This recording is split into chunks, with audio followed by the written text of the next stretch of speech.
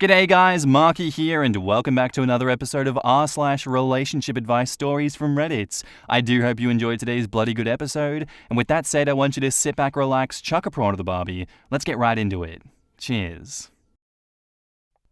Posted by a throwaway account, titled, "Am I the asshole for abandoning my mother-in-law in a parking lot full of watching people? I, female 26, am a stay-at-home mother, and I pick up my daughter after school. My husband, 35 male, takes her to school in the mornings on the way to his work. Mother-in-law got divorced a couple of months ago and not so subtly complained to my husband that she was lonely, so my husband insisted that we have her over every weekend. Mother-in-law and I don't get along. For example, mother-in-law has always made snide remarks about me being a teenage mum, but I learned to ignore it since my husband asked me to keep the peace. When she began coming over, she would make comments about how dusty the floor was, how much laundry was in the basket, etc., hinting that I should be doing more housework as a stay-at-home mum. The final straw was when she commented about our daughter's academic abilities, saying stuff about how she's below standard academic level and blaming me for not putting in the effort to teach her. After a big argument, my husband finally agreed that only he would visit mother-in-law at her home. Mother-in-law and I haven't spoken to each other since. Mother-in-law's catalytic converter got stolen yesterday and hasn't gotten fixed yet. My husband drove her to work this morning and asked me to pick her up. I said no. Mother-in-law works fairly close to our daughter's school, about a 15-minute walk. In the middle of the day, my husband sends me a text saying that he convinced mother-in-law to walk to our daughter's school so I can pick up both of them. I arrive at my daughter's school and see mother-in-law with daughter. I walk up to them and tell mother-in-law that she can find her own way home, that I'm not going to give her a lift. She started to create a scene and the other parents and children were starting to stare, so I took my daughter by the hand and drove away. My husband yelled at me when he got home, saying that I embarrassed mother-in-law in front of the other parents and left her stranded when I could have easily just driven her home. It really wouldn't have been much work to drive her home one time, and I'm regretting causing a scene at my daughter's school because her classmates and their parents might have seen it. Am I the asshole? In the comments, AnOU says, "Everyone sucks here. You should have an adult conversation with your mother-in-law about your boundaries and how you won't tolerate her demeaning you with her comments. The state of your home and your child's education is not her business, and she can leave those subjects alone." But instead, you made your point by leaving her at your kid's school without any way of getting home. I get it, she's a pain in the ass, but acting like a child doesn't help the situation. Your husband knows how you feel, he knows how his mother feels, and still puts you in a position of having to drive her home. You all suck. Not the asshole. I was going to go everyone sucks here, but then I realized that your husband was an adult who knocked up a teen and then let his mother treat his wife horribly for years. You said no, he heard no, he manipulated you anyway. Your mother-in-law spent years trying to humiliate you. I'm not going to call you an asshole when you finally were able to draw boundaries. She knows full well what she was doing all those years, and your husband knows too, he just doesn't care. This has always been a husband problem. He doesn't stand up for you and doesn't care that you said no. He still thinks you're a teen and that he is the adult and therefore he can manipulate you. He would rather keep mummy happy than respect you. There is a reason that older guys are with younger women, and you are feeling the repercussions years later. You have matured and are better able to stand up for yourself, and he just doesn't respect that. I know, right? Mother-in-law makes comments about OP being a teen mum, but ignores the fact that her at least 27-year-old impregnated a teenager. To be fair, I don't see any confirmation that this guy is the daughter's biological father. OP says, he is the biological father. I had her when I was 19. I agreed to keep the peace with mother-in-law because my husband always let me know that he was on my side. Obviously, he doesn't see anything wrong with my age. Lol, 30-year-old dudes dating teenagers usually never do see anything wrong with barely legal's age. He wouldn't see anything wrong with the next one's age either. Of course he doesn't see anything wrong with it. He's the one that knocked you up. The point is, if mother-in-law should be judging anyone, it should be the man who was almost 30 years old, not the woman who was 19. But I would like to tell you, mother-in-law isn't your issue. Yeah, she sucks and she says terrible things to you, but your husband is the one enabling that. He shouldn't be telling you to keep the peace and saying that he's on your side. He needs to be the one to shut her down and actually show you that he's on your side, because he's clearly not. Your kid's going to have to deal with the fallout and gossip. OP says, "This is my biggest regret about the whole situation, but my daughter is in first grade and I was hoping that it wouldn't be that big of a deal considering how young they are. In hindsight, I should have had the maturity to deal with the situation somewhere else." Yeah, I think this is entirely on the husband for this one. I think it's a not the asshole judgment for OP. You had to endure years of this witch beating down on you and having absolutely no empathy for you in the situation here, and he's just sat there the whole time obviously not doing anything about it, enabling it and allowing it to continue further. You're not an asshole for abandoning your mother-in-law in a parking lot. She deserved it, and he deserves the repercussions that are coming from that too. Unfortunately, yeah, your kid is going to suffer the consequences of your actions and of the mother-in-law's actions, but it's his fault. At the end of the day, it's still his fault. It's his mum. He should well have the spine and the ability and the willingness to shut her down, yet he doesn't. Instead, he's throwing this back on you for not keeping the peace. Really interesting, reaction and decisions coming from this guy. It really puts a lot into perspective, but still not the asshole. And now, onto the updates.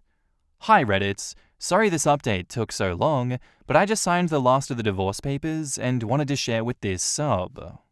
I took the top comments advice and tried to have a conversation with my ex-husband and his mother, but they both just yelled at me and would not listen to anything that I said.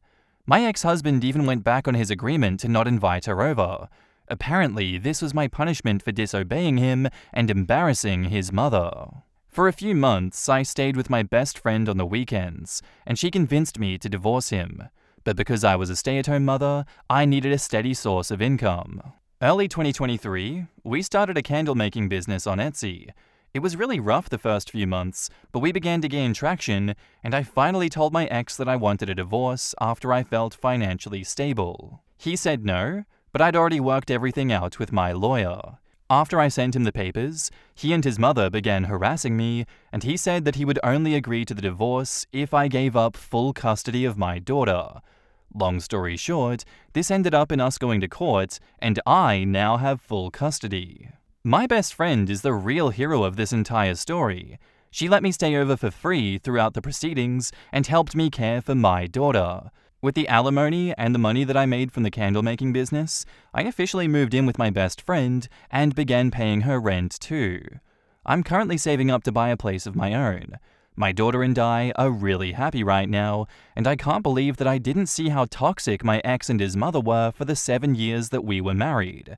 I hope that this is enough drama for the rest of my life, and thanks to all the people in my DMs who showed me how toxic my relationship was.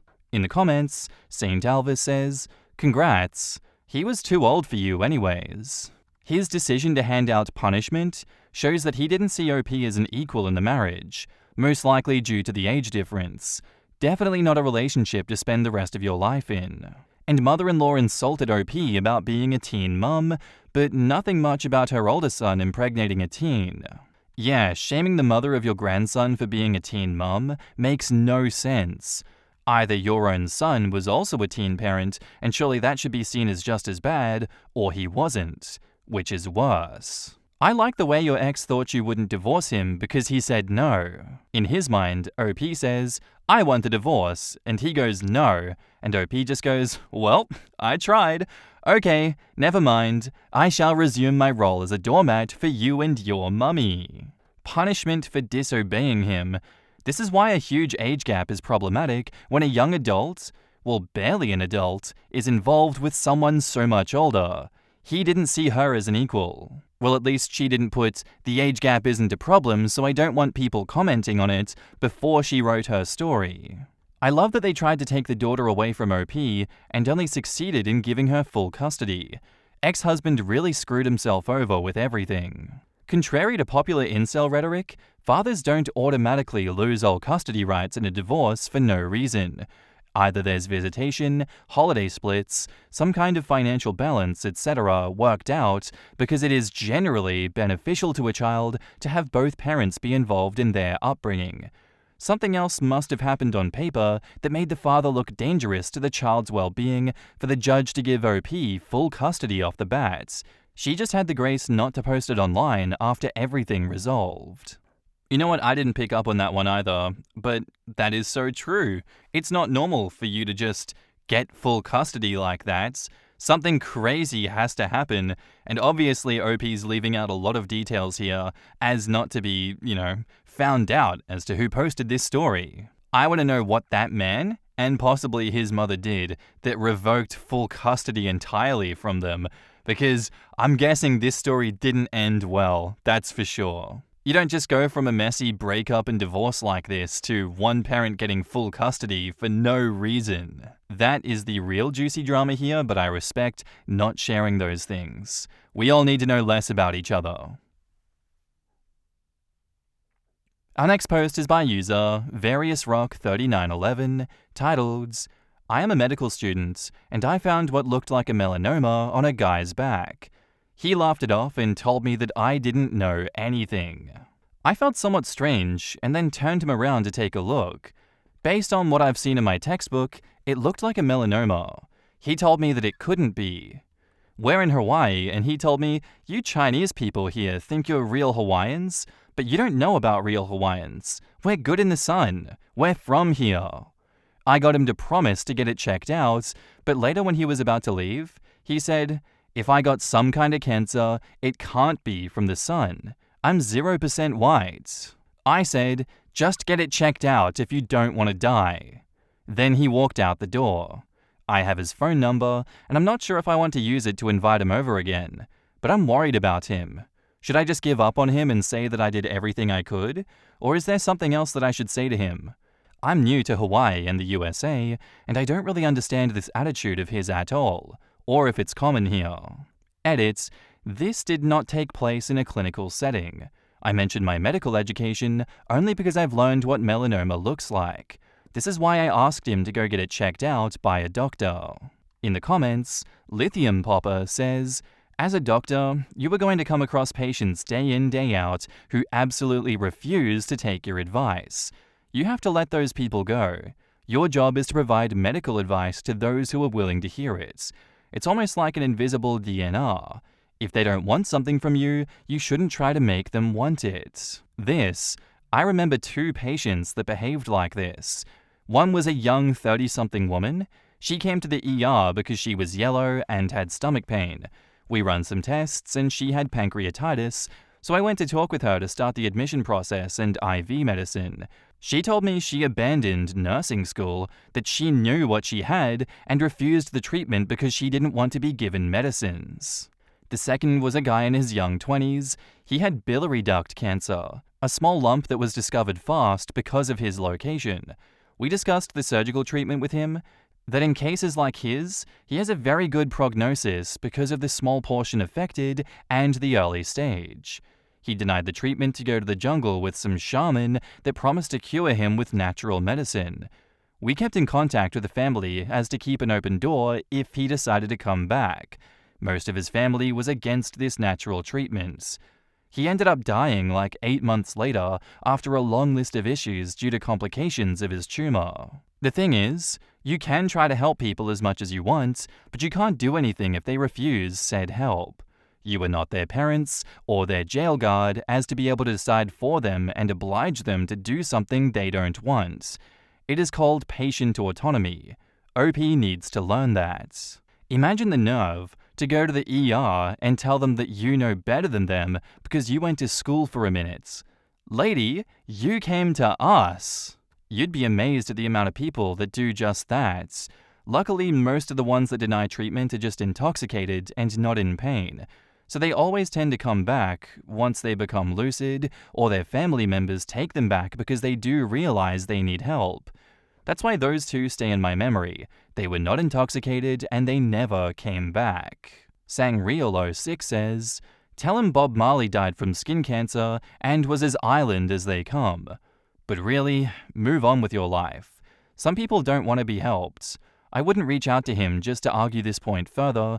That would be weird. You're not his doctor. And now, on to the updates.